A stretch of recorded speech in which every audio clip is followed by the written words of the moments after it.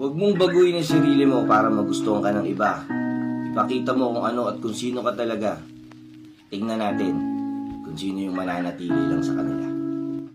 'Cause you are the reason why I'm still